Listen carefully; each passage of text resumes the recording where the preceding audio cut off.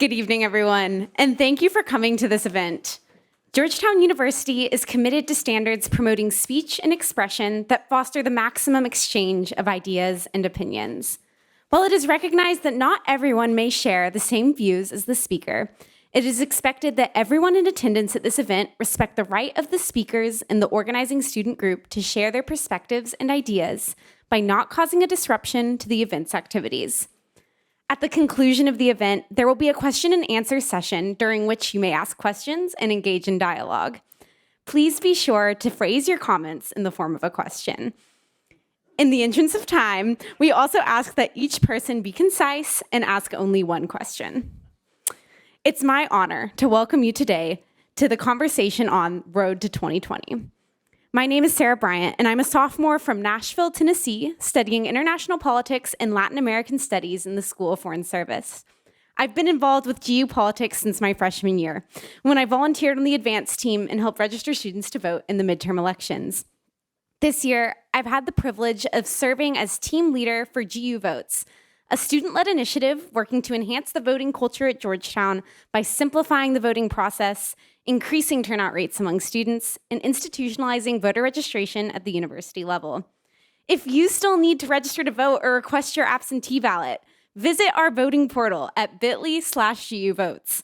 That's your one-stop shop for being an engaged and informed voter this election season.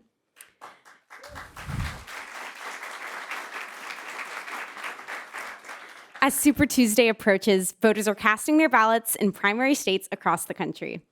This evening, we're joined by the Brunswick Group and Georgetown's Institute of Politics and Public Service to break down dynamics shaping the 2020 race and hear key insights on what to expect in November. We have an incredible panel of speakers here to offer their perspectives. But before I introduce them, I want to express Georgetown's sincere gratitude to the Brunswick Group for their partnership. With us today, we have Jonathan Burks, a Brunswick Group partner and former GU Politics fellow, Patty Sellis-Doyle, a Brunswick Group partner and CNN political commentator, Maggie Haberman, New York Times White House correspondent, Terry McAuliffe, former governor of Virginia, Michael Steele, former Republican National Committee chairman, and Amy Walter, the Cook Political Report national editor. This conversation will be moderated by Mo Alethi, the executive director of GU Politics. Thank you all for being here and for sharing your expertise with us today. Before I turn it over to our panelists, I do have one ask of our audience members. I know that at this time, we'd normally ask you to silence and put away your cell phones, but we're not going to do that today. Instead, we encourage you to snap photos, tweet your thoughts with the hashtag Road to 2020, and tag @GU Politics as you share your opinions. Thanks again for being here, and enjoy the event.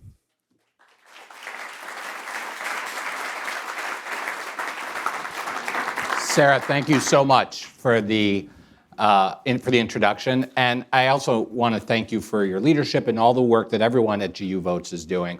For those that don't know, this entirely student-conceived and student-run initiative has revolutionized the voting culture at Georgetown, getting it included as part of the online class registration portal for the first time in school history. And it was a process to get it there. Entirely student-run, so congratulations on all of your success. I'm kind of bummed that I'm sitting up here because I would love to be sitting out there watching this group of people. I am incredibly fortunate to be part of this conversation tonight, sitting up here with, as I was thinking about it on the walk over, two former bosses of mine, two former adversaries of mine, a couple of folks I have spent many years trying to spin, usually unsuccessfully, and some of the smartest, most entertaining minds in politics. So we're here to talk about the road to 2020. None of this would be possible without the partnership of the Brunswick Group, and so I want to thank them for helping to make all this possible. When we're talking about this too often, a lot of us live in the cable news ecosystem. So tends to be a different kind of conversation. I want to try to change it a little bit tonight and lift it up a little bit and elevate it a little bit and try to figure out what's actually driving this more than anything. And so, when you look at where we are politically as a nation. Pretty solid economy. A period of relative peace. People tend to, those two measures tend to define people's political happiness. But when you look at where people say they are, the Real Clear Politics average of polls shows when you ask people, are we on the right direction or the wrong track as a nation, it's a negative 14 points, right? People think we're on the wrong track by 14 points. And so I want to start off actually with Amy and ask you, what is it, thinking ahead to the general election, what is it that people are looking for in 2020? What is it that they want politically? Well, thank you for having us up here, first of all. Mo, congratulations on all this success. This is fantastic. And to see this many students engaged this early in the process is very heartening. So thank you for being active. I don't mean this to be glib, but I will say that the 2020 election, there is one thing that matters, and it's Donald Trump. And it's been the entire focus of the political ecosystem for the last 4 years, and it will continue to drive 2020. People's opinions about the economy, their own personal happiness, their personal finances, those are all important. And traditionally, those are the most important factors in sort of predicting how successful a first-term president will be. And yet they have not been particularly predictive thus far, right? I mean, a president with this kind of economy should be looking at a much higher approval rating.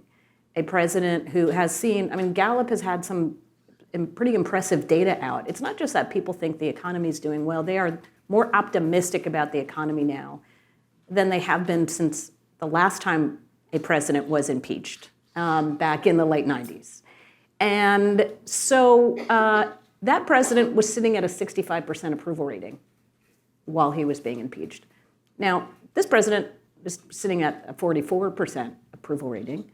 But again, he is the lens through which all politics goes through. So Maggie, you spend a lot of time in Trump orbit covering them and covering him and have known him for a long time, right? And to build off of what Amy was just talking about, his job approval rating is upside down, right? More people disapprove of the job he's doing.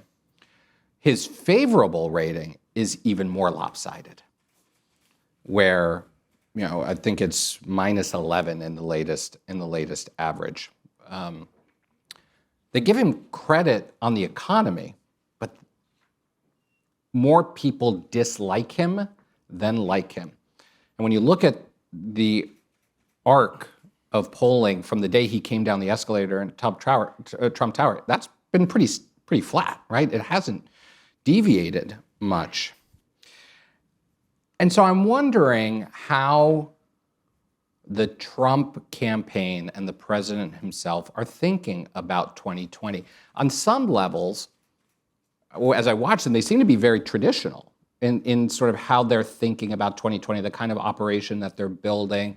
They're leaning into the economy as a message point to the extent that they have a message point. I think you're hitting the nail on the head there, but I'll answer it when right? I'm done. But on the other hand, they are still being fairly untraditional for an incumbent president by attacking all the institutions, every major American institution still. So I'm wondering how they're approaching this, what their thinking is. Sure. So first of all, thank you for having me, and thank you for putting this together, and echo Amy on the congratulations to you on what you've accomplished. When Amy was talking, I was thinking about the flip side of the economic argument is exactly what you just said. Any other president with this economy would likely have a better approval rating. On the other hand, any other president with his negatives probably wouldn't get reelected, and he might. So I think you have to look at both sides of it. You talked about you asked about how is Trump and the campaign thinking about this. You have to think of that as two separate entities. One is the president and one is his campaign. And he is going to set the tone for almost everything they do. He will not do things traditionally. He can be persuaded for short increments of time to be disciplined, to be on message, and those do not last very long, right? And so his campaign knows that, and they work around that to the extent they can.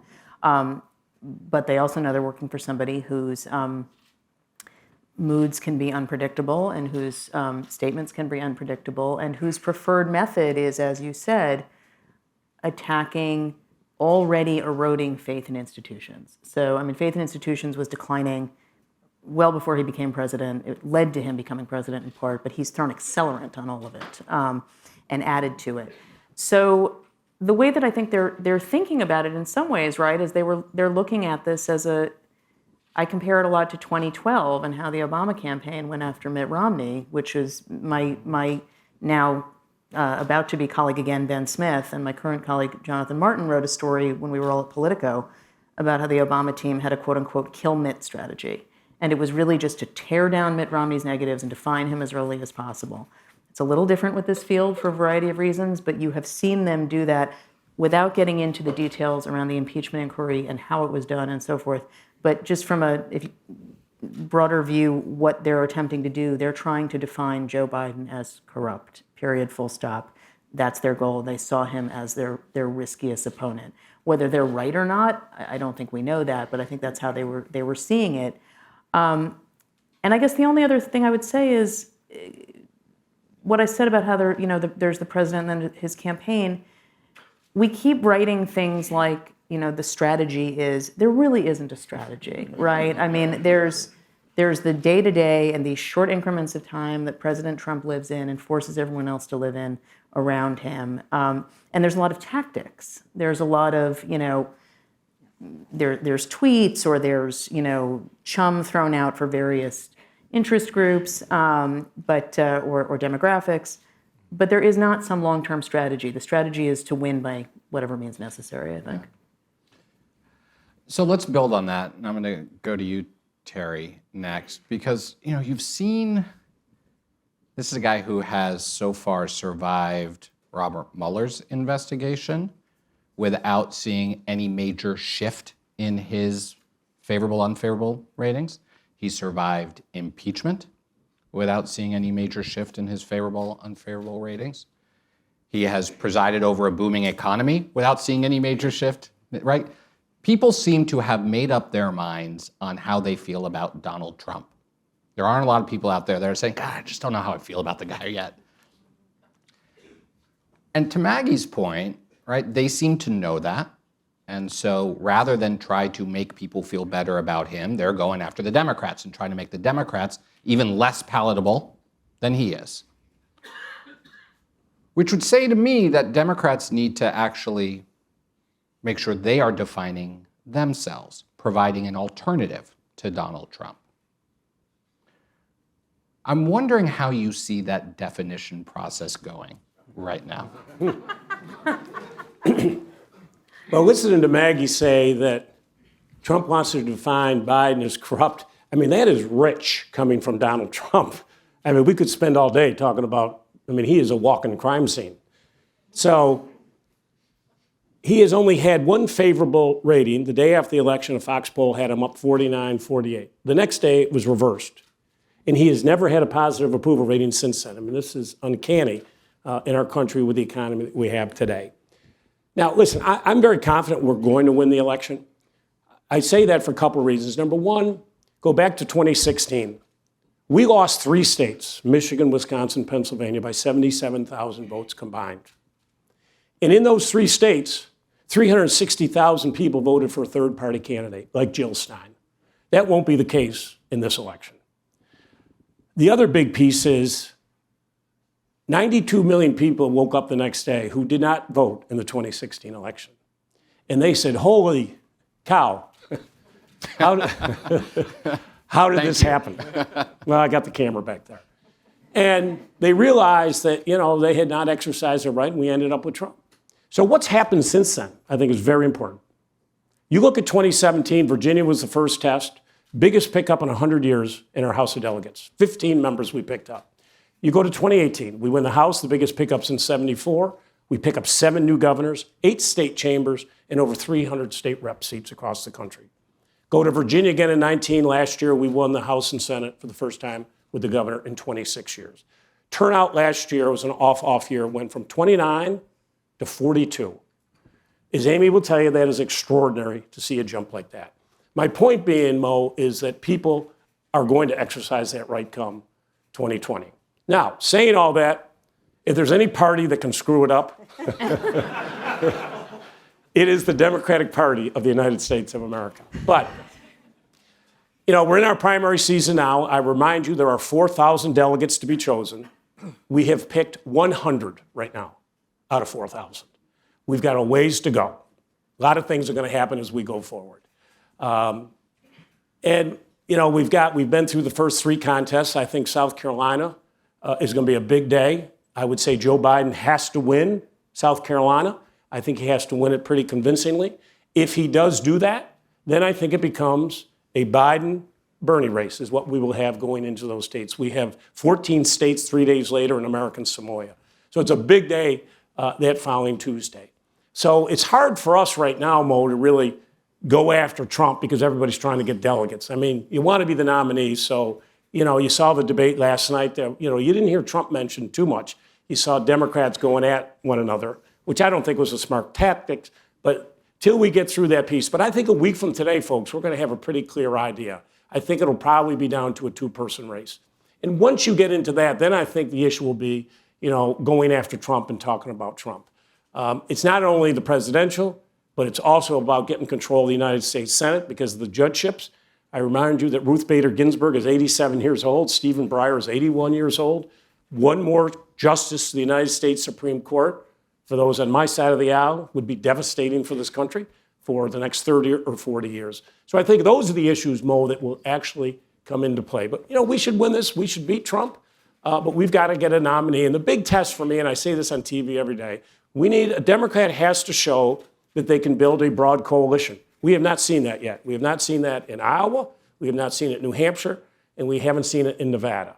We will now see that with South Carolina and those 14 states. 6 of them are southern states. Bernie Sanders has to prove that he can win African-American votes. And that will be the big test in the next week, that he can actually do it. Biden is supposed to have all those. And so, as we go forward, I think it will be crystallizing a lot more for us with Trump. But I had a buddy of mine had dinner with Trump's son the other night, and he said to him, "You have no idea how low my father will go to win." And I think that's true. They will do anything. If they have to do something in North Korea or something in the Middle East, Donald Trump will do it. And we just have to be prepared for that. I'm going to stay on the Democratic side for a moment longer and then pivot. So a lot of the conversation, Patty, has been about electability, right? The number one issue that Democrats seem to be focused on. And again, to hear a lot of people talk about it, who can win which states. And my theory is that's actually the wrong way to think about it. That the right way to think about it is who are the people that the Democratic nominee needs to appeal to, and how does he or she actually turn them out? That's the real crux of the electability question. On one end, you have an argument put forward by Senator Sanders and Senator Warren that there's sort of the sleeping giant of infrequent Democrats, people who might naturally be aligned with the progressive movement, that we can wake up if we push these big, bold ideas. The other side seems to be saying, oversimplifying quite a bit here, but the other side seems to be saying there are a lot of sort of soft Trump voters out there. There are a lot of people out there who are just kind of fed up with the system, who we can win back primarily in sort of that industrial, Midwest, Pennsylvania, right? But that we can win them over by not scaring them, but showing them how we've got their back. And that seems to be, when I listen to how the candidates, particularly in last night's debate, you hear that. Right. Kind of wondering, one, your thoughts on that theory, and what does, is Bernie Sanders really a solid enough front runner that question has been settled? So Bernie Sanders is really, ratcheting up the anxiety level for the people, the establishment people of my party. And I count myself among them. Like, I'm nervous about Bernie Sanders being our nominee. But I say that I thought Hillary Clinton was going to win in 2016. I was sure of it. It was 8:00 p.m. on election, and I was still sure that Hillary Clinton was going to win. So I don't know anything. I think politics has changed. I think the electorate has changed. I think it's getting much younger. It's getting much more diverse. The way we measure politics, the metrics by which we measure, the traditional cash on hand in the polls, that's different. We can't measure accurately anymore. The way we receive information has changed. The way we disseminate information has changed. And I think that the sort of establishment members of both parties have lost the great insight that they once had. So I've seen Bernie Sanders, I'm going to disagree a little bit with Terry here. I've seen him win young people. I've seen him win brown people. I've seen him win black people. He seems to have built a coalition, and he seems to be doing quite well in Super Tuesday states. And barring some, situation that I don't see coming, he very well may be our nominee, and he could very well win. I think the Democratic Party is going to rally around our nominee. Michael, you've never been a big fan of the president. I've worked with him. So. How does would you vote for the Democratic nominee for president? Depends on who it is.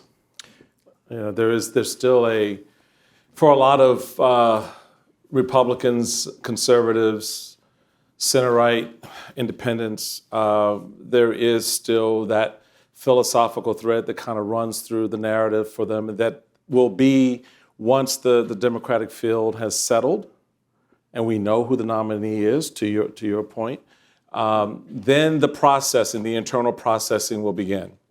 I agree with you, and I think that people are looking at this and are making a very rudimentary and rather crude miscalculation. And it really does pivot off of 2016. When you look at 2016, a lot of people sort of take from that, how did we go from Obama to Trump, right? And that's sort of the natural progression of the discussion. And of course, in the cycle, a lot of folks, both in politics and media, sort of looked at Trump as an aberration. It was fun. The ratings were up. The revenue was flowing in. This guy will never get elected. But what Trump had done was something that no one paid attention to. Over the prior 15 years, he had a relationship with the American people, officially known as an audience. He built a brand.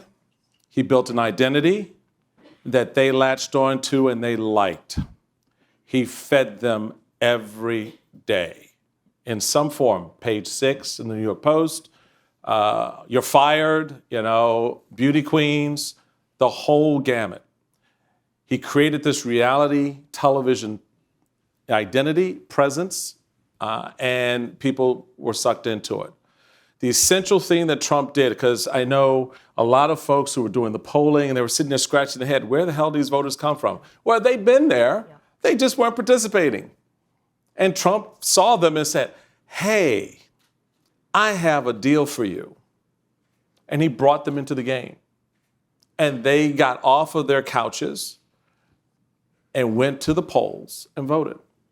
What he essentially did was he took his viewers and made them voters. And it's an essentially important element of that transition off of Obama. Very little to do with Obama. Why? Because he wasn't running against Obama, he was running against Hillary. And so when the voters looked at Hillary and they looked at Trump, negative 55%, Hillary, negative 52%, right? The voter went, I don't like him. I don't like her, but I like him more than I like you. And they pivoted. They pivot off of her onto him.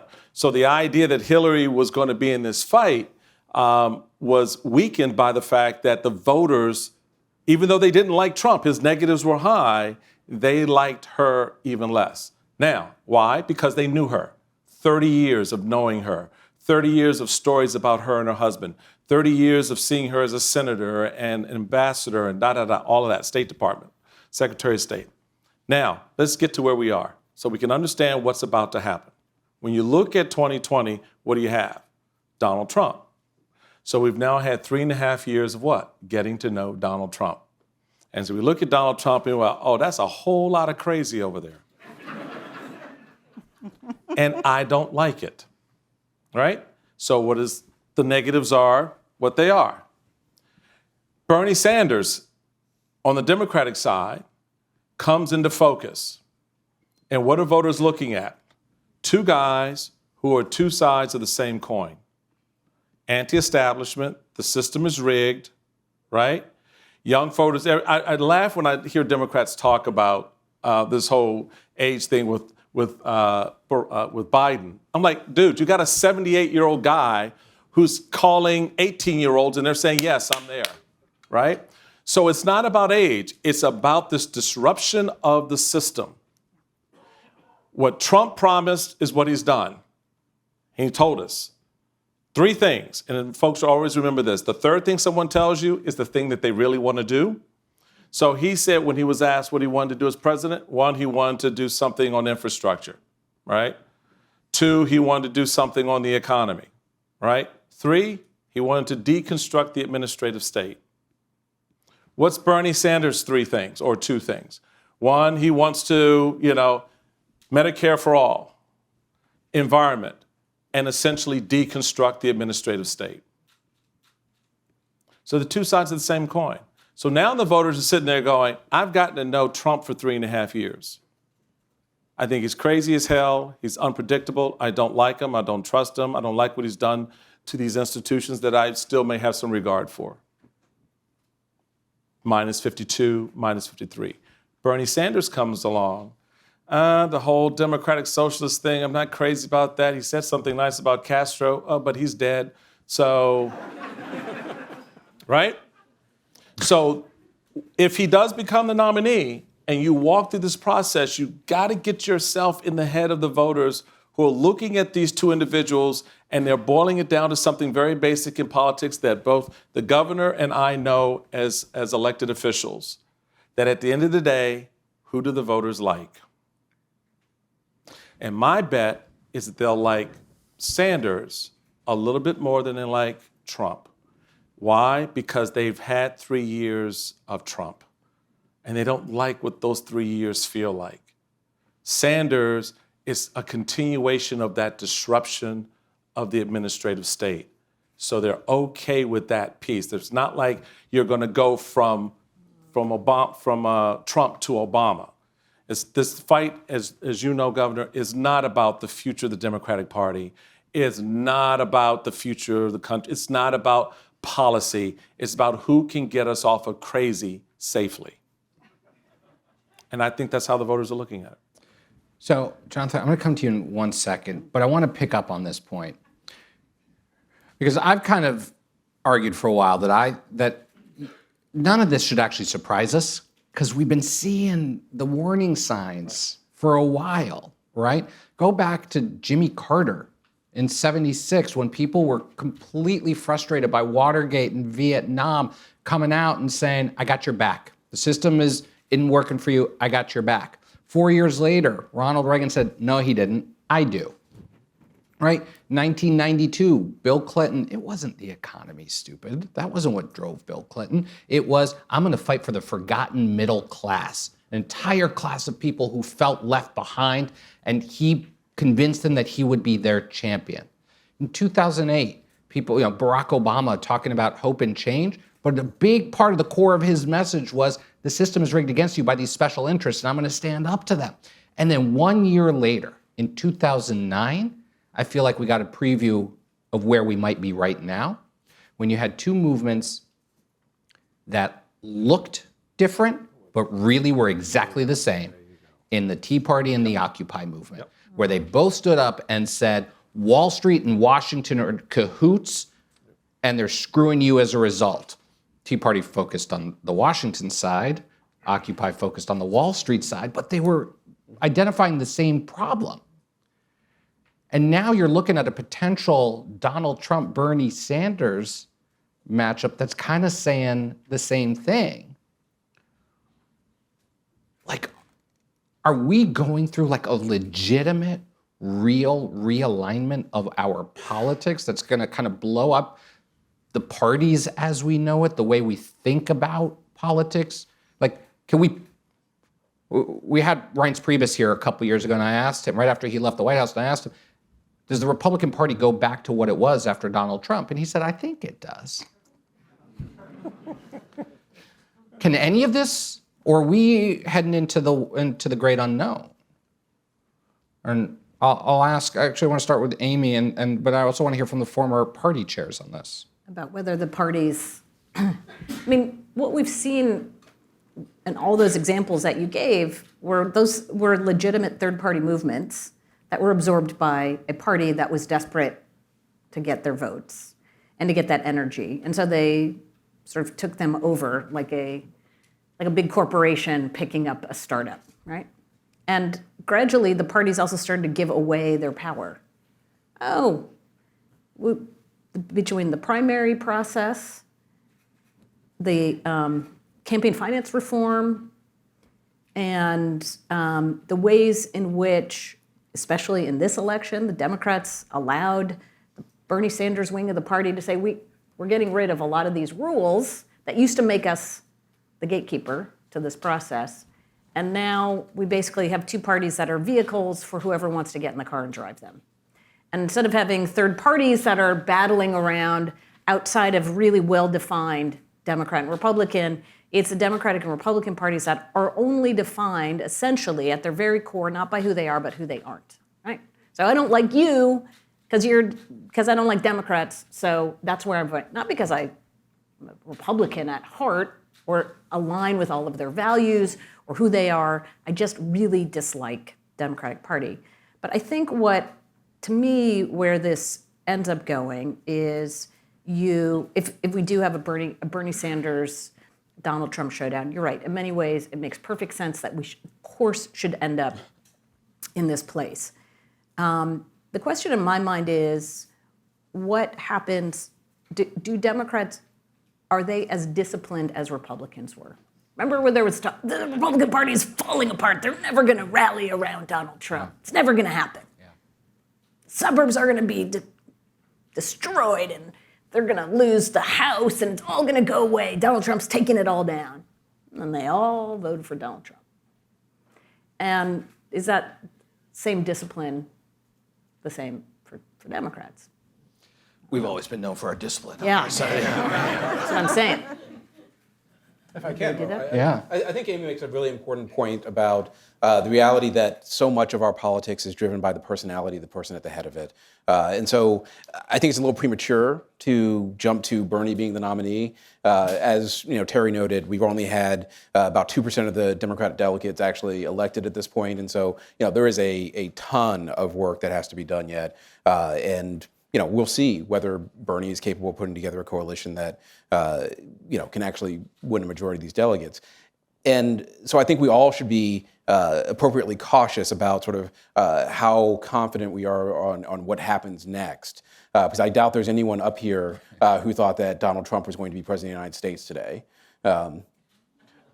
Really? I mean, I'm sorry, but on any number of occasions in 2016, I Okay, well, I certainly didn't. I don't. Sure, I get it, but I'm on the stage. Yeah, fair enough. He did it this end. Yeah. Fair enough. I certainly didn't think he had a chance of being president. And I think the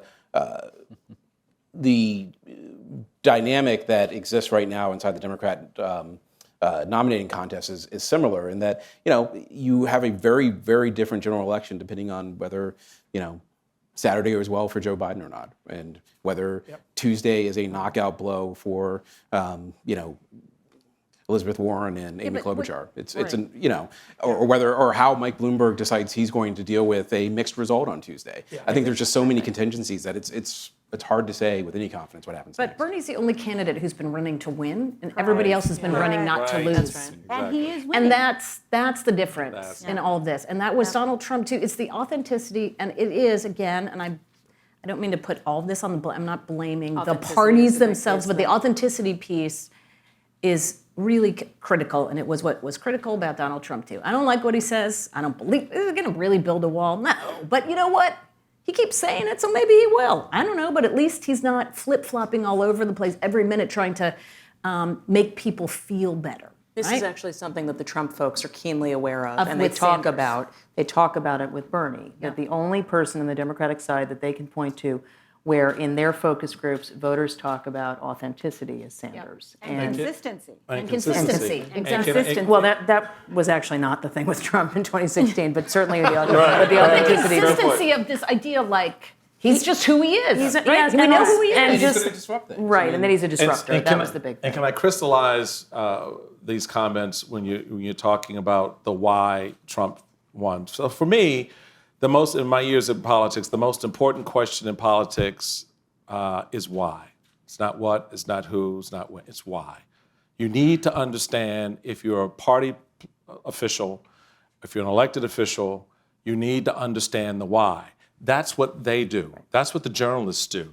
We typically don't do that in politics. We get lost in a whole lot of other things because we're looking at these focus groups and they're looking at the numbers and they're crunching them and it's saying one thing, but then there's a whole lot of stuff you miss if you don't answer the question why. So here's the why of 2016. Why would a white, divorced, female, 2 children, living in New Hampshire, when asked the question, why do you support Donald Trump? And her response was, because he's just like me. A lot of people blew by that answer. I didn't, which is why I thought Donald Trump was going to win. Because if you have a white suburban female in a place like New Hampshire, which everybody likes to say is one of those bellwethers of the mixture across, it's a little bit of blue, it's a little bit of red, it's got a lot of purple, and right? If she's saying he's just like me, and it doesn't occur to you to ask her why, you will lose 2016. Can I pick up on one thing also that you just said about the why journalists look at the why? That was what many of us failed to do in 2016, actually. It wasn't, and yes, I did think that Trump had a shot in 2016, but you hit on something that is the thing that national reporters completely missed until Iowa happened, actually until New Hampshire happened, which was we thought, especially those of us in New York who had covered Donald Trump for a long time, thought we were introducing you to who he really was. And actually, he had been introduced over 14 seasons to voters who thought he was really running his business on The Apprentice. Yeah. So I remember I would talk to Iowa caucus. I went there. I was at a Trump rally in Pella, Iowa, a couple of days before the caucuses, and I asked what was a very leading question of people in the crowd, which was, are you here because this is your last chance to see him? And they looked at me like I had 8 heads, and they were like, no, I'm caucusing for him. And I said, why? And they would rattle off their list of reasons, and most of them were that he was a successful business guy, they'd watched him run his business, and they were referring to the show. Right. And the show was obviously not his business. He didn't fire Gary Busey in his business, but that was how they took it. It was just the imagining it. He's in the high back leather chair, and they could imagine him in a leaderly way. And so what 2016 really taught us, and I think we're still struggling with how much Trump has exposed that this is the case, is the party chairs and the parties themselves and the establishments were the gatekeepers for nominees. The press was the referee gatekeeper or the umpire gatekeeper, and we're really not anymore. And I think that the press is struggling with that, and I think that a lot of elites in both parties, but particularly on the left, are struggling with that. That we are not. We are just covering what's in front of us, and voters are going to do what they're going to do with it. Right. But it's like when I constantly hear people say, why are you normalizing Donald Trump? He is the president. Right. So we are going to write what the president says. Right. We can fact check, provide context. And he presents an enormous challenge on all of those fronts, just because of the sheer volume of how he speaks and how often he says things that aren't true. But at the end of the day, he is still the president. And that is, I think, distressing to the people who read us and watch us. I want Going to to. Maggie's point, I mean, you got to go back to 16, too. We can't just talk about these atmospherics and the rhetoric they put out. Trump probably got $1 billion of free press, which made him credible Actually, it was to a three. lot of people. Huh? 3. $3 billion of free It's not press. a scientific figure. I just want to make that point. But yes, it was clearly a lot. The airing of the rallies He got a lot. was a lot. I mean, he could No call in question. to meet the press. None of us have ever been able to do that. I mean, he just got a lot of advantages at the time. Hillary caught some very bad breaks. Obviously, Russia, the influence of Russia. If Jim Comey had not come out 10 days before the election and reopened that investigation, I got her nightly tracks every day. She lost Independent Women 4-1 the day that James Comey came out and reopened that BS investigation, which turned out to be nothing. So, you know, there's also politics. There's breaks that come into this. And he got a lot of very good breaks. I'm not sure what will happen. I think the press is going to be a lot tougher this time on Trump in the election. For us, you know, we've got a unique situation right now. Normally, we start out with 8 candidates. We winnow the field after Iowa, New Hampshire. We're down to 2. We now have 8 candidates. We had a huge field. We still have 8 candidates in the field. And they're not, right now, none of them are getting out of the race right now. I can guarantee you right now, nobody is going to the convention with 1,991 delegates, which is what you need. I remind you that Hillary Clinton did not get it in 2016. Barack Obama did not have it in 2008. John Kerry is the only one. He did it in 2004. So there is going to be a lot of different machinations going on. But the problem, we have so many people in this race that these votes are really getting split up. You're going to have Bernie and Elizabeth, and then you've got all the others over here really have split up those votes. But as I say, the big contests are coming up. We just went through a state that was 94% white. The other state was 91% white. The last state was 68% white. We are now going into a series of contests. That's why I talk about coalition building.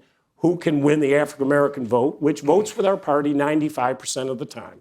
Hispanic, Latinos, 70% of the time.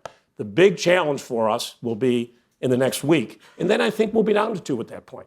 Can I offer just one brief defense of the press from 2016? It was not an attack on the press. I didn't take it as such, Terry loves the press. I do feel that's true. You of all people are not condemning the press, but I do feel this. I wish I had $1 billion for the press. I want to asterisk just 2 things you said. One, you are absolutely right that Donald Trump used the techniques he used with the tabloids for decades in New York that he hadn't been able to do in 2011 when he first thought about running, not first, when he on the 3rd time thought about running for president. And he wasn't able to do it successfully, but did in 2016. He just set the terms of engagement, and the media mostly, I would like to say I was not one of them, the media mostly went along, particularly TV. But I would say that this is the same point I was making before about there is this, I hear this a lot, media wasn't tough enough on Donald Trump. The coverage was overwhelmingly negative of Donald Trump, and people still voted for him for the reasons that Michael Steele said. So I understand that it is frustrating to folks, and I understand that it felt as if there was more coverage of the email situation by comparison because that was one event as opposed to the 70 controversies that were taking place on any given day with Donald Trump. But the coverage was overwhelmingly negative, and they still voted for him. So I just think it's important to say that. Can I just say something about what Michael said in terms of the white suburban woman that we had no idea was voting for Donald Trump? We've seen evidence in 2018 and in 2019 that white suburban mom is no longer voting for Donald Trump. And I think that is a huge, huge difference in 2016. I hope you're right. I hope you're right. Me too. I'm crossing my fingers. I don't trust that vote. I don't trust that vote because even in 18, the Trump Republicans still picked up what would be classified as an important to significant portion of that vote.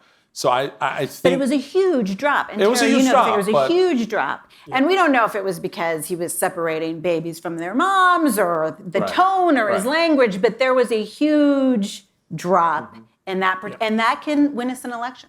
So Yeah, I want I agree with to. that. I'll just say this. You look at Prince William County, Virginia, last year, red as red could be. It just became blue.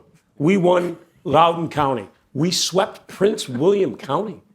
Extraordinary. And it was because of the suburban women. left them and came to us. All right, so I want to start to bring the audience into the conversation, but as you guys start to formulate your questions, I do want to ask one of Jonathan, because this is an important question that doesn't get as much play, I don't think, although it is starting to in the Democratic primary, and that the stakes are very high down ballot, below the top of the ticket.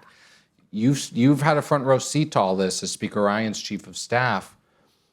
What's the view of all this from down ballot right now? Yeah, just like at the top of the ticket, it matters a ton who the nominee is. If Bernie's the nominee, I think it puts the House in play. I think the Senate's going to be competitive either way, but a bad nominee for Democrats is one who makes the House a viable prospect for retaking. Because at this point, you've got a majority-making number of Democrats who are sitting in seats that Trump won. And so if you have a circumstance where you have a nominee who isn't appealing to those voters, House Democrats are going to be in trouble.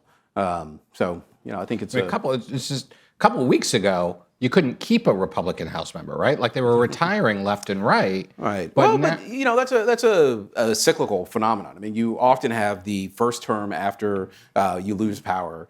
Being in the minority of the House is not a fun job. Yeah. That is a reminder of sort of your vote. You always lose, and your job is to go in every day and vote some more and lose again.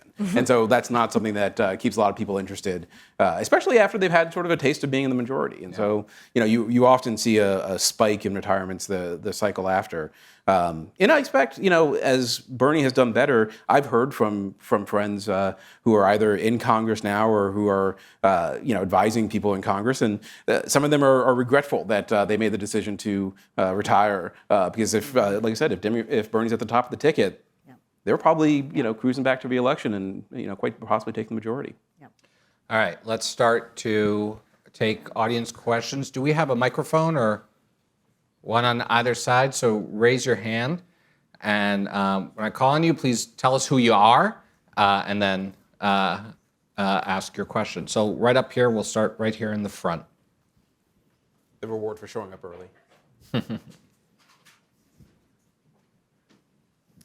Hi, I'm Jacob. I'm a freshman in the Walsh School of Foreign Service. So full disclosure, I'm a Biden supporter, and I'm going to ask a why question. So, Vice President Biden has a majority of the 41 new members of the House that just got elected who are moderate Democrats or in Trump seats. He has the most Congressional Black Caucus support from any candidate. And we only have 3 Democrats representing us in the congressional delegation in North Carolina, and he has all 3 of them. Why do Democrats not seem to care that he has the people that won us the House in 2018? Well, I will say this, going to my point, Iowa was a caucus. I'm not a fan of caucuses if you watch me on television. When I was chair of the National Party, I tried to get rid of Iowa and New Hampshire. And I did. I moved up South Carolina. I moved up Nevada. I moved up Michigan. I moved up New Mexico. What we've seen so far, 170,000 people voted in Iowa. That's to say, they're mostly white.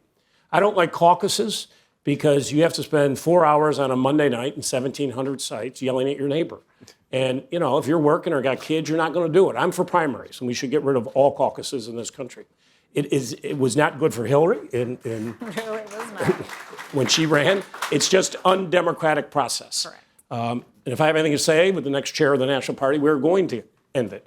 But we shouldn't start with states that are not representative of the party. His firewall is South Carolina, and I'm saying he has got to win. I think he has to win by double digits. Upcoming South Carolina, he just got Clyburn. So for me, that's why, as I say, we've only had 100 delegates out of 4,000. And the press has got to write what they got to write, but we've got a long way to go. And the thing we haven't mentioned, we got Michael Bloomberg in the race, and I can't answer that with someone who's going to spend $1 billion. I live in Virginia. He has ads on every 3 minutes. But I think he's in tough shape after that first debate. But Biden, if he wins strong, my personal opinion, I haven't endorsed anybody. I'm a CNN commentator, so I'm not allowed to do it. They pay me to talk, which is a joke. I would have paid them to talk. But don't tell Jeff Zucker that.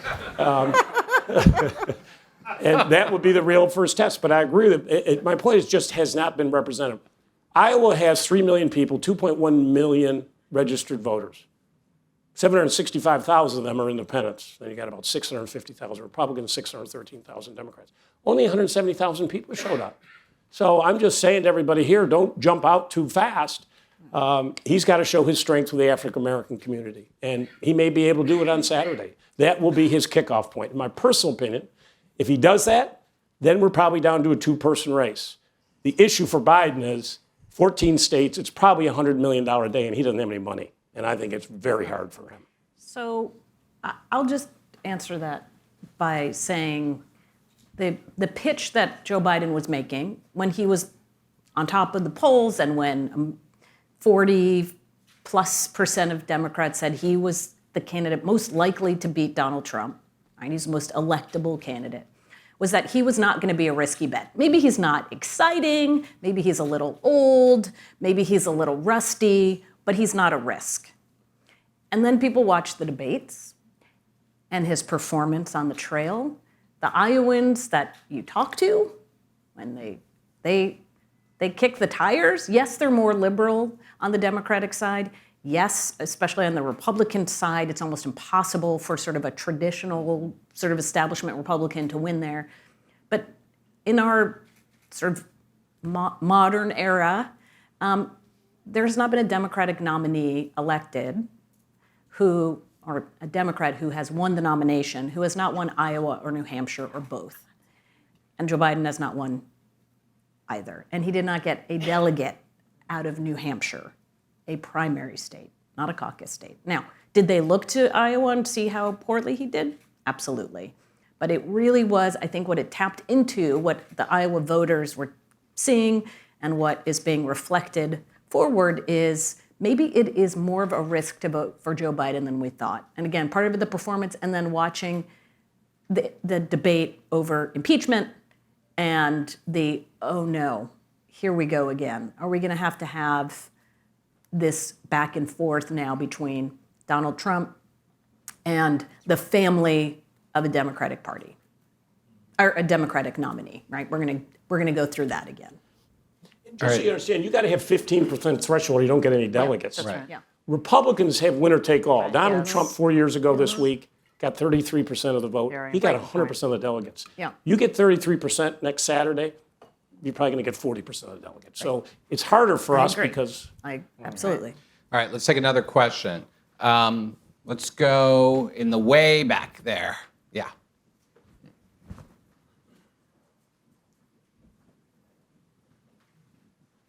And if you can stand up as you ask your question, that'd be helpful. Thanks.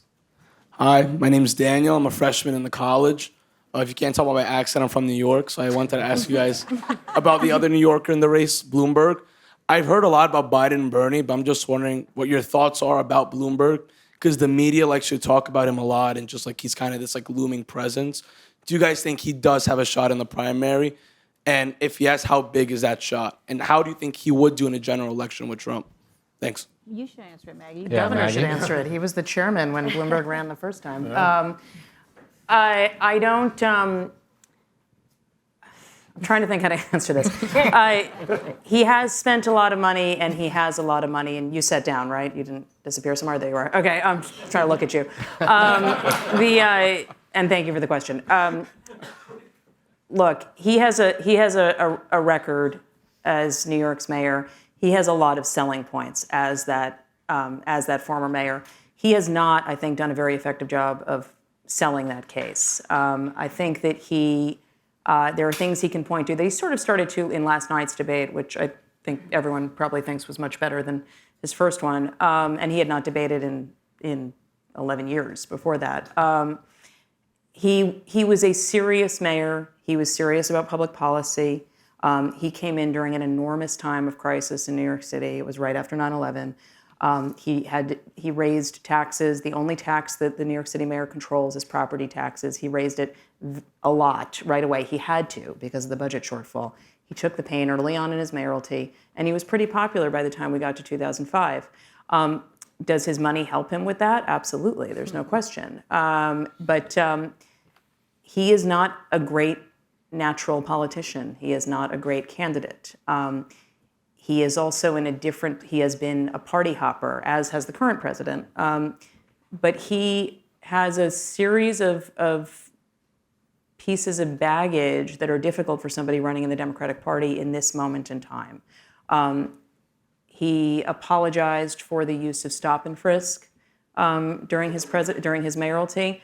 I think that was always going to be a problem for him, and I actually think he just kind of got it over quickly by just apologizing out of the gate. But that hasn't been the problem. The problem is that he's been telling this incredibly misleading tale about why it stopped.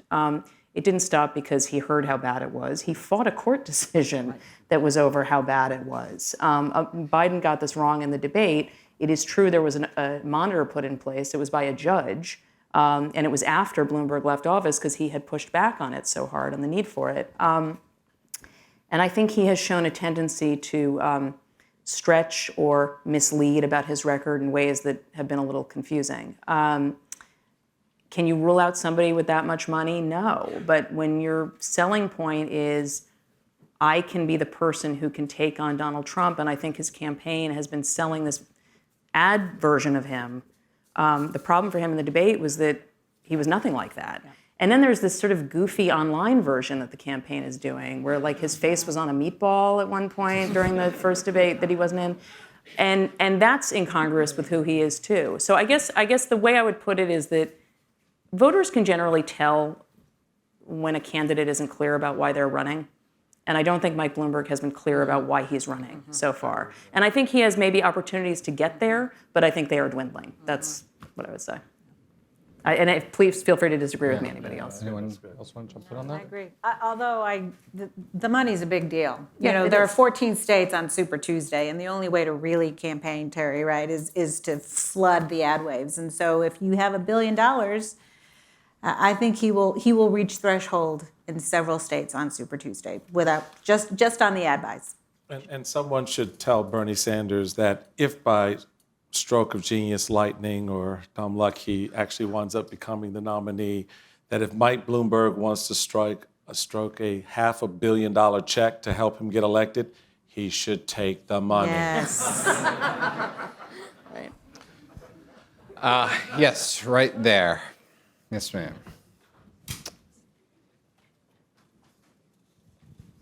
Hi, my name is Rashawn Aish. I'm a journalist and a youth. So I guess my question is, how would a Bernie-Biden matchup differ from the Clinton-Bernie matchup we saw in 2016? Because to most people, Clinton, Biden, moderate establishment Democrats. So how could that look different?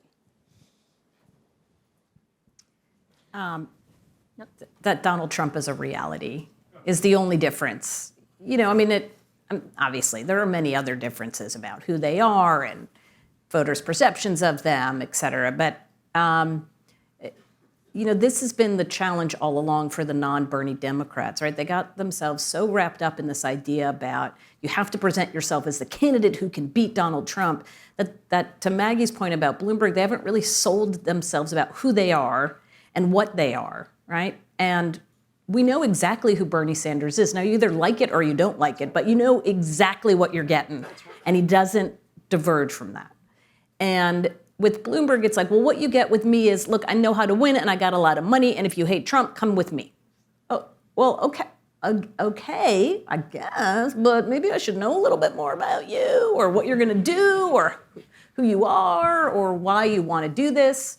And so, that is sort of if it gets down to that two-person piece. And again, if it's the elect me, even though I am not the perfect version of this ideal of the most electable candidate, Bernie Sanders is too big of a risk because it's not so much that Bernie loses, it's that he takes everything with him and Donald Trump not only gets a second term, but he has a House and a Senate for 2 years that are Republican.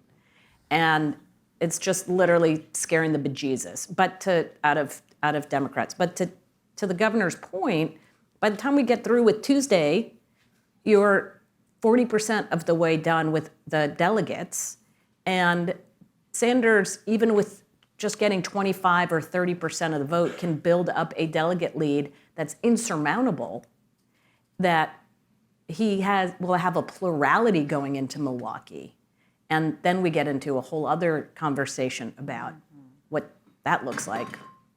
Yeah, it's really interesting. If you look at the polling in the Super Tuesday states, right? It's literally like 30-20. Right? I mean, Bloomberg were he not there, it would really change a lot of the calculus. And so the Bloomberg campaign's argument that they would be the last line of defense against right. Bernie, That's right. he might actually end up being the last line of defense for For Bernie, Bernie, yeah.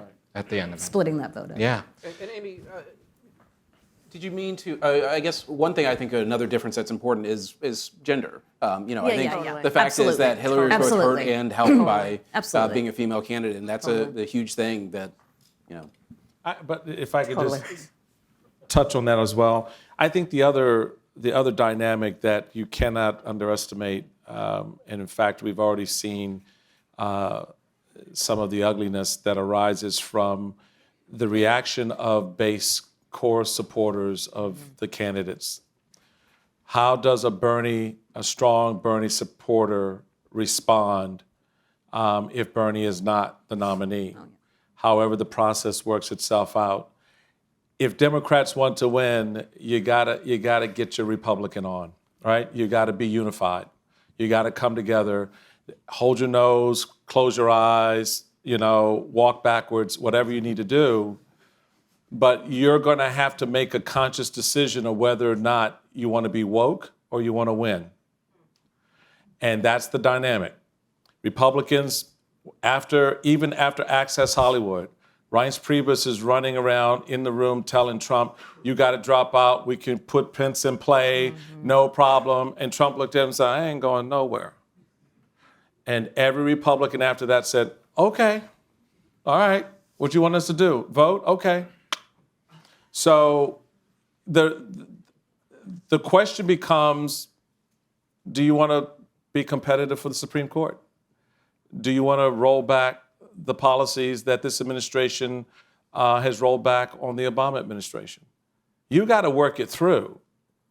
I mean, I get it. You want to fall in love, but baby, get past that and, just, hey, I'm there. We'll work out the arrangement of the marriage later, but right now, the essential thread is right in front of you if that's how you see it.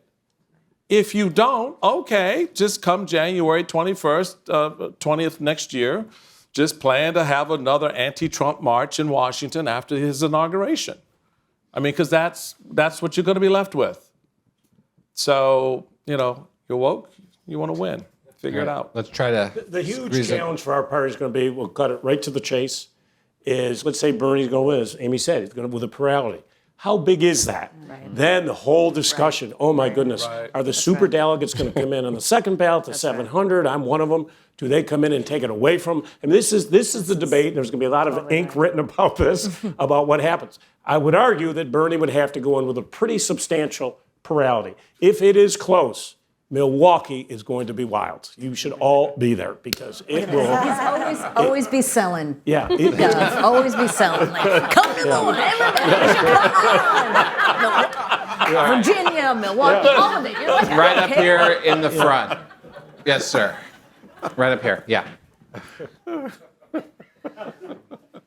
Hey, thanks everyone. I'm Spencer. Quick question. Patty alluded to it a little bit, but would be interested to hear how we're administering polls and how we're reading polls in 2020, because I think 2016 I'm still a little skittish in reading polls, and I'm just curious how everyone's kind of going to approach that with the new election.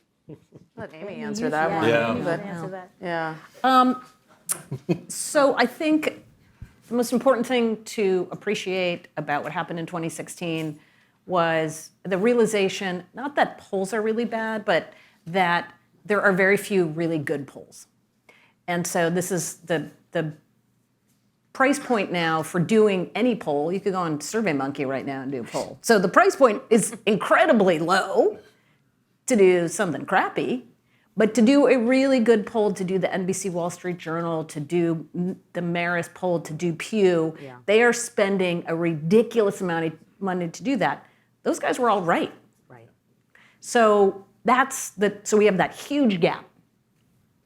The thing that I am staying away from, and I encourage all of you to stay away from, well, let me actually put it back to this place, to sort of more fundamental. This is a race that's going to be won or lost on the margins. It really doesn't matter who the Democratic nominee is. They're going to get 48% of the vote. Like this water bottle as a Democrat will get 48% of the vote, all right? Like, doesn't matter. So this is a race. Well, it's blue. But this idea of like, it's 1972 and it's going to be a landslide and Bernie's going to lose 48 states. Like, that's not going to happen. That's not how we work anymore. We don't have landslides in that way. A landslide now is you win by 2 points, right? 52%, that would be a big win. For the president to win the popular vote would be a landslide. That would be that is still going to be very difficult for him to be able to do, given his deep unpopularity. But so we have to appreciate that most of these races are going to be within the margin of error. And so don't expect, when you see those little dials that say there's an 82% chance, there's a 74% chance, we as humans are really bad, unless you're a statistician or somebody who works in this field, we are really bad at probabilities, right? If there's an 84% chance it's going to rain, it's going to rain, right? Because there's an 84% chance. And then you get mad when it doesn't rain because you changed your plans. But you knew that there was that, right? Small chance, or that 16% chance that it's not going to rain.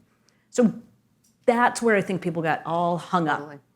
You told me there was an 85% chance Hillary was going to win. No. I think what everybody's going to do now, they're probably going to freak out. Overcorrect. Yes, overcorrect.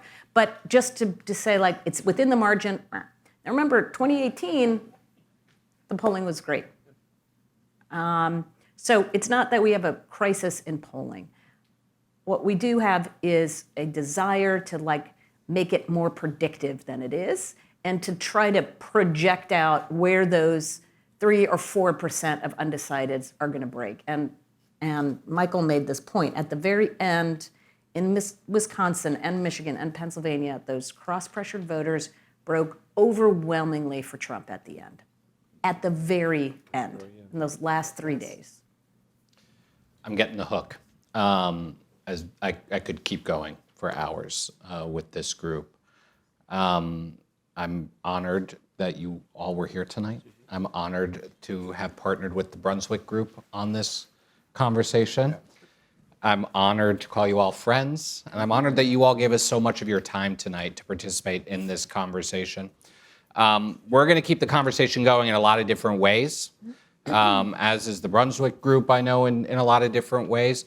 You can follow along with the very many different iterations that we are going to be having this conversation. Follow us on social media at GU Politics. This is going to be a hell of a next, 9-10 months. Holy moly. And I think the last point that Amy made is a really important one, right? We're not going to don't try to predict what's going to happen here, because there's going to be lots of twists and turns.